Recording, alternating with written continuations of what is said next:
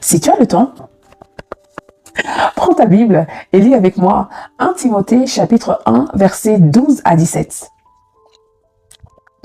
Je suis reconnaissant envers celui qui m'a fortifié, Jésus-Christ, notre Seigneur, car il m'a jugé digne de confiance en m'établissant à son service, moi qui étais auparavant un blasphémateur, un persécuteur, un homme violent. Cependant, il m'a été fait grâce parce que j'agissais par l'ignorance dans mon incrédulité. Et la grâce de notre Seigneur a surabondé avec la foi et l'amour qui sont en Jésus-Christ. Cette parole est certaine et digne d'être acceptée.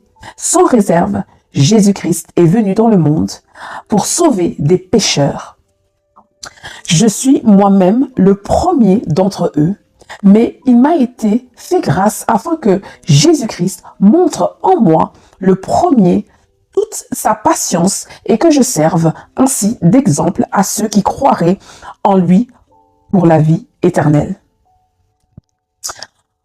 Ô roi des siècles, ô Dieu immortel, invisible et seul sage, soit honneur et gloire au siècle des siècles. Amen. Paul résume ici la bonne nouvelle. Jésus est venu dans le monde pour sauver les pécheurs. Qu'on se le dise, certains sont tellement accablés par leur passé qu'ils sont certains que Dieu ne pourra jamais les accepter et encore moins les pardonner. Considérons le passé de Paul. Il s'est moqué de l'enseignement de Jésus.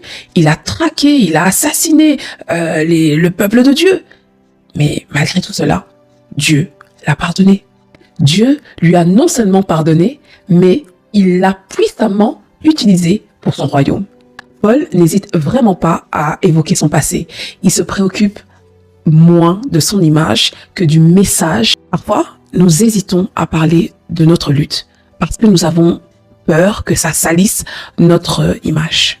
Comment les autres croiront-ils à l'importance de l'évangile s'ils ne voient pas à quel point il est crucial dans notre vie?